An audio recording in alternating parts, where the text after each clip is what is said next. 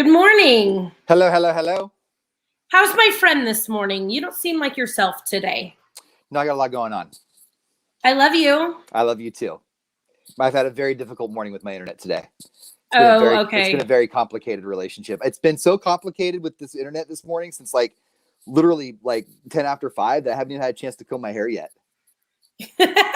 Well, good thing for you that you're a man and that takes approximately 4 seconds. 7. It's a busy morning. Okay, so I have a question for you. Yeah. So now I don't know if you're going to be mad that I ask you live instead of just asking you off of the air. Did somebody redo your dating profile for you? Yes. Our friend did, huh? What did she write? Okay, what did she do? Okay. Hold on. I gotta. Our friend, I don't know if Jamie is her name. Hi, Jamie. I don't care if you say who it is or what she did. It doesn't matter to me. Hi, Jamie. I don't know if she wants us to tell people what she does when we're speaking of dating profiles. So our friend Jamie, when I went to San Diego with her, she's the one that took that hot photo of me on top of the Jeep. Like, she set that whole thing up, right? Yeah, yeah. And I sent it to you immediately before I even posted it. And I'm like, look what Jamie did. And you said she needs to redo my dating profile. And I told her, and she's like, I absolutely will. So did you reach out to her or did she reach out to you? I reached out to her. Okay. What does she do for you? All right. Do you want me to read you my profile? Yeah. And then I'm going to tell you about my date that I had last night. Okay. My profile is, some guys say they're funny. I'm actually a really funny guy. It's sort of my superpower, and I'm going to confidently lean into that one. If you're all about a sense of humor and laughing, and if laughing is important to you, but blam, here I am. Yay! I'm a father to 2 rad humans that are with me half the time. I say rad a lot. It's my word for now. I'm awesome at 3 things in life. 1 is folding a fitted sheet. You get to figure out the other 2. I love being. I like that. I love being outdoors and being active, just not on extreme hikes. Steep angles and bears just aren't my thing. I really do like to challenge myself physically. Walking up the side of a mountain just isn't my jam. If it's yours, though, I'll totally be at the bottom with snacks and a Gatorade for when you get back. Oh, yeah, I come with snacks. Oh, yay. I love snacks. I love snack stuff in profiles. I'm a legit social butterfly. You are. Who can totally throw out a dad joke on the fly.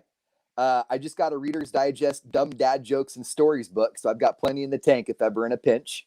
Do you really? Yeah. Okay. You know what? I should have already known the answer to that. I'm sorry I even asked. It's okay. I was a little offended too. I also have a shy side, and it doesn't show itself often, but sometimes I can be an introvert too, just not often. All jokes aside, I'm an emotionally confident, available single father who works really well as a team. I'm a big believer in listening when smart people are sharing with me, and I'm void of toxic masculinity. If you have something to show me or teach me, I want to see it and learn it. That's what it's all about. What profile is that? What dating app is that on? It's one of the ones that you spend money on. Okay, I was gonna say I don't get that many characters. No. Okay, so one you're spending money on. Well, good for you. But a free trial. I'm free trial. I'm not gonna pay money. I paid for Match before. It didn't work, obviously. You know what? The reason I haven't actually put down any dollar bills for this is because you told me one time that you paid for Match and it didn't work, and I didn't do it because it didn't work for you. Just like you're the first one. You're not the first one that said it didn't work, and so I had like a 7-day free trial. I think I have like 2 days left, and then after that, cancel. And I paid one time for Bumble where you can see the people who swipe on you before you swipe on them. But then I just noticed myself like kind of settling. Is that what it, like you're like, well, they're like, I'm like, so well, he's yeah. So, okay. So I had a date last night. We've talked about, yes.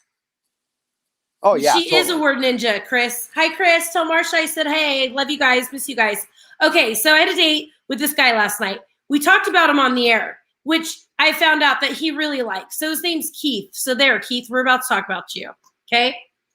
So he ghosted, like in May, he ghosted out on me. We had a whole promo running about, like, I got my karma back. This guy ghosted on me. The next day, he said, I am so sorry. Some stuff came up. Can I have another chance? And I told him, no, I was not interested. That was in May.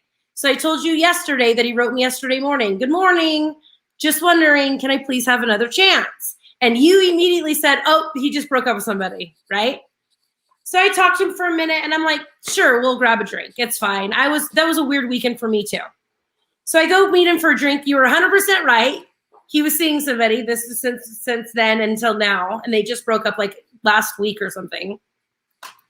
He asked me if I talked about him on the radio like 100 times.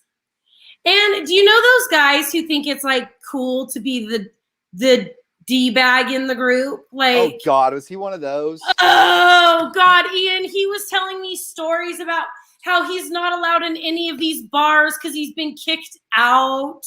And I'm like, what do you mean? Wow, he really oversold himself on that one. Yeah, Like, he totally did.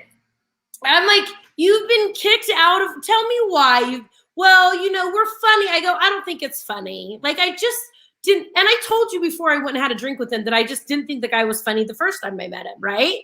Right. And then he tells me this story. He has this beautiful teenage daughter, and he tells me this story about how he comes up on some kid talking to his daughter. And I go, no, what you did here was embarrass your daughter.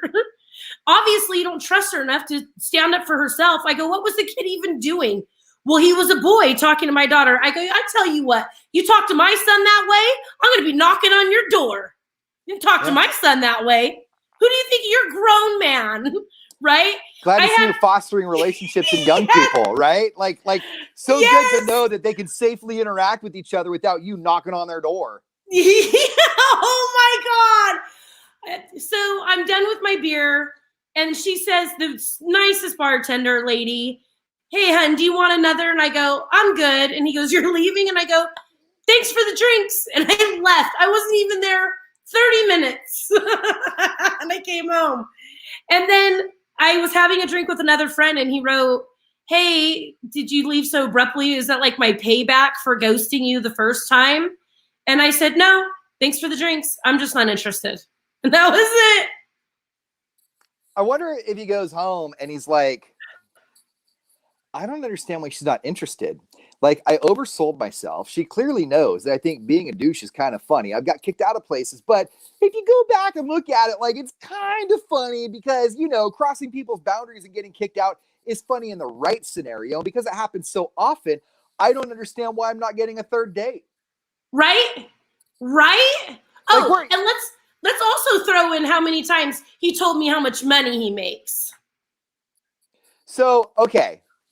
Along those lines, I'm not going to defend him, but I am going to say, okay, that as I've gotten older, maybe it's the way he presented it, because as I've gotten older, when conversations come up, I will sometimes be like, well, yeah, I've got a retirement, or I own my home, to show like a little stability.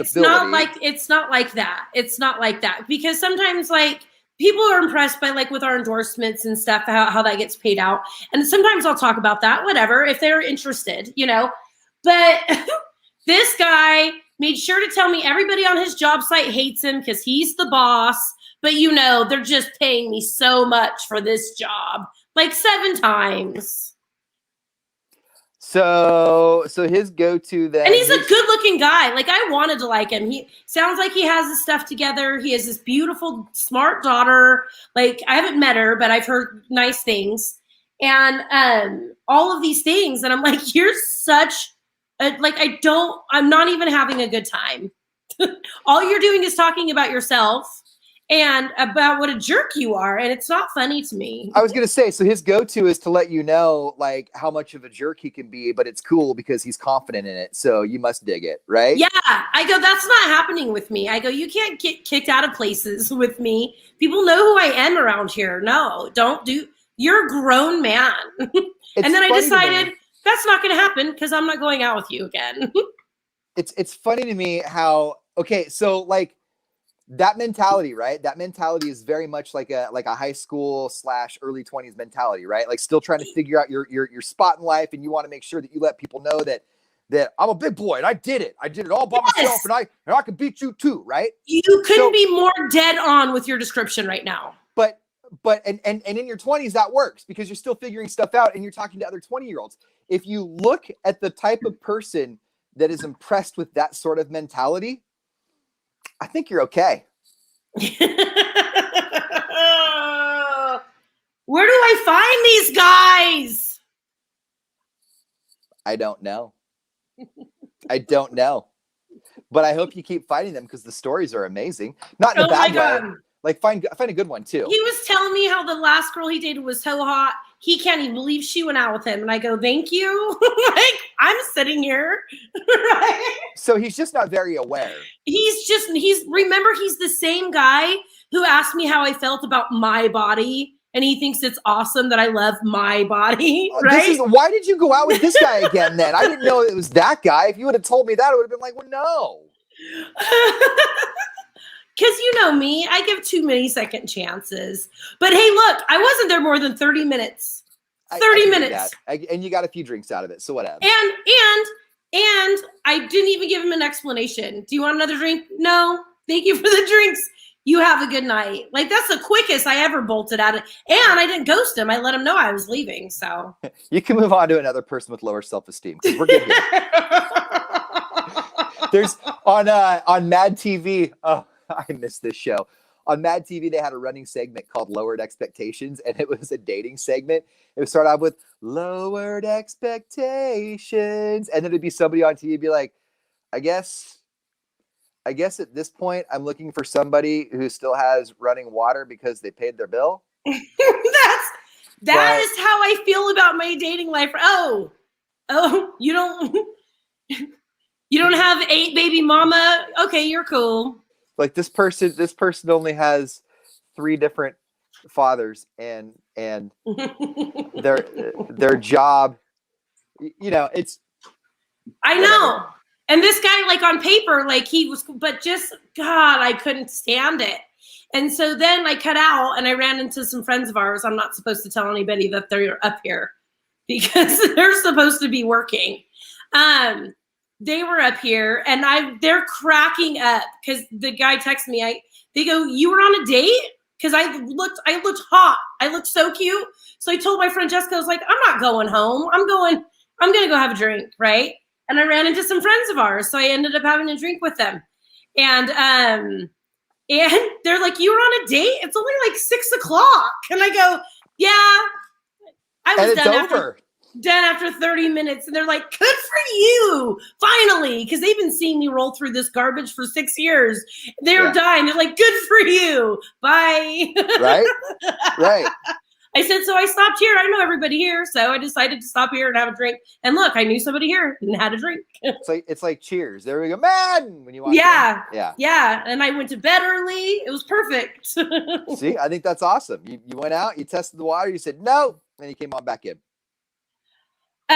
Tomorrow on our stream, I have big news, big changes going on that we'll talk about. That's right. Okay. We'll talk about that tomorrow on a Friday. And then we have Ironstone Amphitheater season passes on the air. That is coming up in 20 minutes? Oh, yeah, it is right around the corner. So season passes, that's tickets to every single show at Ironstone Amphitheater. Every single one. It's a beautiful, beautiful venue. And they always do it. I mean, it's out in the public. It's in beautiful Murphy's. And it's the best place for lawn seats. Oh, lawn seats man. are awesome. They are awesome. The seats are awesome. If I ever drank again, it would be wine at Ironstone and nothing else. I mean, I'm an alcoholic, so I would drink after that too. But if I ever drank again and then lied about the rest of the drinking I would doing, I would only drink at Ironstone, and then everything else would be a lie. They do it. You would. Like, I'm afraid to take you to a show. You might fall off the wagon. I've been there 3 times. It's not going to happen. Okay. But if it did, it would be there. It's chill time. You can bring blankets and everybody kind of it's a cool, chill time. When the Goo Goo Dolls were there, they had free hugs from moms. Aww. And you know what? I took one, and I didn't know how bad I needed it that day until I had one. We have Counting Crows, Train, Brantley Gilbert, Clay Walker, Ario Speedwagon Sticks. Yeah. So that's tickets to every single one of those shows. So that's coming up in about 20 minutes. We also have Boys to Men in Stockton. That's coming up after 8:00. Yes. Yeah, right around 8:40-ish. 8:40-ish. All right. Give or take. And we'll see you guys at 8:00. Bye. Bye, guys.